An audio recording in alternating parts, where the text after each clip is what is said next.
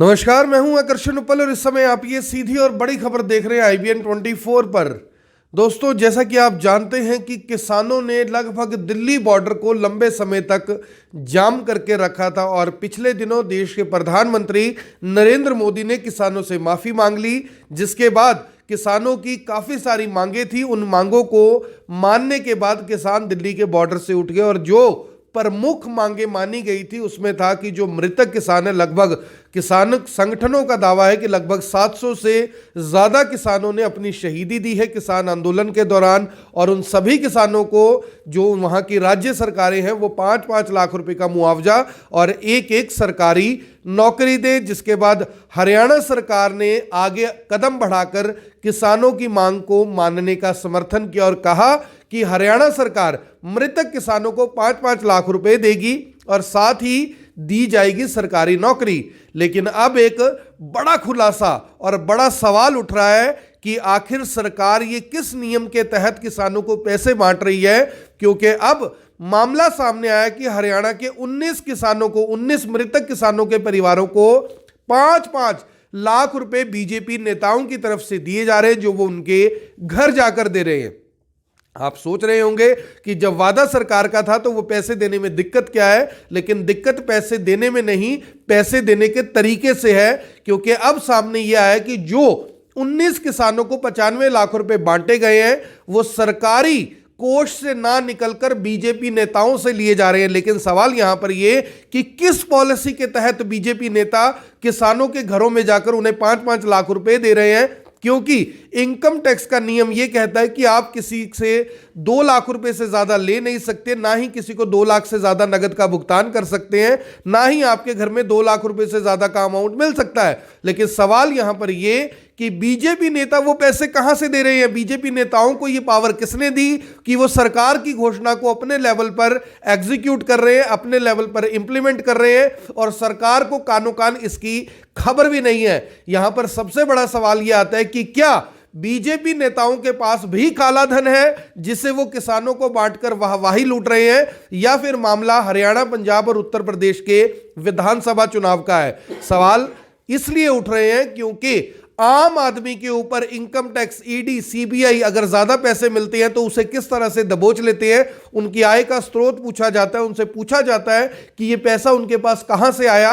वहीं पर अब सवाल ये उठ रहे हैं कि आखिर बीजेपी नेताओं के पास ये पैसा कहां से आ रहा है, क्या ये काला धन है या सफेद धन है। अगर ये काला धन है तो उनके पास कहां से आया, अगर ये धन सफेद है तो बाय चेक उन किसानों के परिवारों को पेमेंट क्यों नहीं की जा रही। ये तमाम जो सवाल है, इन सवालों को जन्म दे रहे हैं कि जिन बीजेपी नेताओं की ड्यूटी लगाई गई है कि वो इन किसानों को, उनके परिवारों को 5-5 लाख रुपए दे, क्या उनके साथ भविष्य में कोई ऐसा वायदा किया गया है कि उन्हें टिकट दी जाएगी। क्योंकि इन पैसों को बांटने में या तो युवा नेता सामने आ रहे हैं, या पार्टियों के जिलाध्यक्ष सामने आ रहे हैं, या पूर्व मंत्री सामने आ रहे हैं।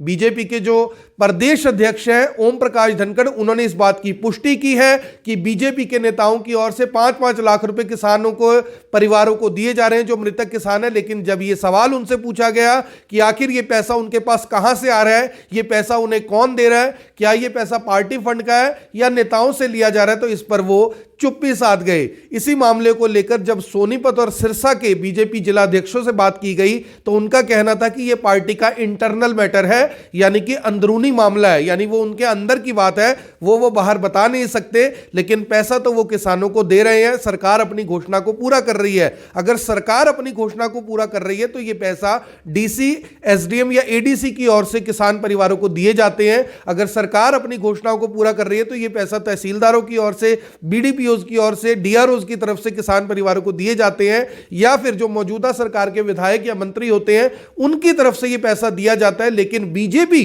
पार्टी अपनी तरफ से ये पैसा कैसे दे रही है, उनके नेता ये पैसा कैसे दे रहे हैं, जबकि घोषणा तो सरकारी थी। अब सवाल यहां पर यह है कि अगर बीजेपी नेता इतने अमीर है और उनके पास इतना पैसा है तो कोरोना काल में उन्होंने क्यों घर घर जाकर लोगों को खाना नहीं बांटा, आखिर उन्होंने क्यों बेरोजगार लोगों को रोजगार नहीं दिलवाने के जो अवसर थे वो पैदा किया। अगर उनके पास इतना पैसा था तो गरीबों की गरीबी दूर क्यों नहीं हुई, मध्यम क्लास जो परिवार थे उनके बच्चों की स्कूल की फीस अगर बीजेपी नेता पे अदा करते तो आज ये सवाल ना उठते से कोरोना काल के अंदर लोग अपने बिजली का बिल नहीं भर पाए, घरों के किराए नहीं दे पाए, लोगों की दुकानें बंद हो गई, लोगों को यानी कि बेरोजगार रहना पड़ा, लेकिन बीजेपी का कोई नेता सामने नहीं आया। लेकिन किसानों के लिए सरकार की गई घोषणा को लेकर जिस तरह से बीजेपी के नेता घर घर जाकर 5-5 लाख रुपए बांट रहे हैं, वहां पर सवाल उस ईमानदारी के ऊपर उठ रहे हैं जिस ईमानदारी के बलबूते बीजेपी का आज का जो फंड है, बीजेपी की जो एसेट्स है वो 4800 करोड़ रुपए को पार कर गई है। बीजेपी देश की पहली ऐसी पार्टी है जिसके पास 4800 करोड़ रुपए की संपत्ति आज की तारीख में है। यहां पर सवाल यह है कि सरकार बनने के बाद बीजेपी के पास 4800 करोड़ रुपए की संपत्ति कहां से आई, यह स्रोत क्या था? क्या ईमानदार लोगों ने दान देकर बीजेपी को अरबोपति बना दिया, या फिर बेईमान लोगों को बचाने के चक्कर में बीजेपी ने यह फंड उनसे लिया है? क्योंकि राजनीतिक पार्टियों के लिए यह एक नियम है कि उन्हें अपनी आय का स्रोत बताना नहीं पड़ता। अगर यह इतना आसान है तो हर आम आदमी को, हर उस आदमी को जिसके पास ब्लैक का पैसा है, वो अपनी एक राजनीतिक पार्टी बना सकता है। यह भी अपने आप में गंभीर सवाल है। दूसरा सवाल यह कि दूसरी पार्टी जिसके पास सबसे बड़ी एसेट्स है वो है बहुजन समाज पार्टी। लगभग 700 करोड़ रुपए की संपत्ति उनके पास है।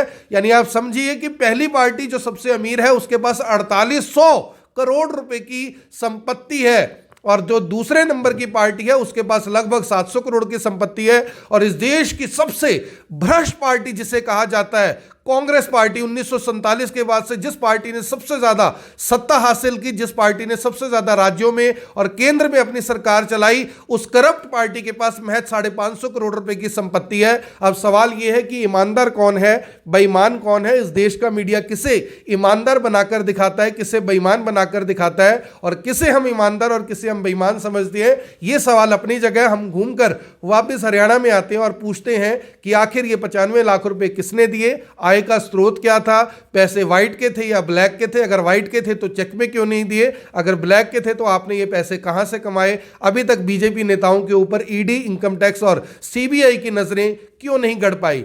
अगर आपको ये खबर, आपको ये रिपोर्ट अच्छी लगी है तो इस वीडियो को जरूर शेयर करें। कमेंट बॉक्स में बताएं कि बीजेपी की इस दरियादली के लिए, बीजेपी के नेताओं की इस दरियादली के लिए आप क्या समझते हैं? क्या ऐसे नेताओं को घर घर जाकर उस हर गरीब आदमी की, मध्यम वर्गीय परिवार के बच्चों की मदद नहीं करनी चाहिए जिन्होंने कोरोना काल में अपनों को भी खोया, अपने रोजगार को भी खोया, अपनी दुकानों को भी खोया, और आज तक वो कर्जे में डूबते चले जा रहे हैं? बहुत बहुत धन्यवाद। अब यहां तक आ ही गए हैं तो हमारे चैनल को सब्सक्राइब जरूर करें और नीचे दिए गए बेल आइकन को जरूर दबाएं ताकि हर खबर सबसे पहले पहुंचे आप तक।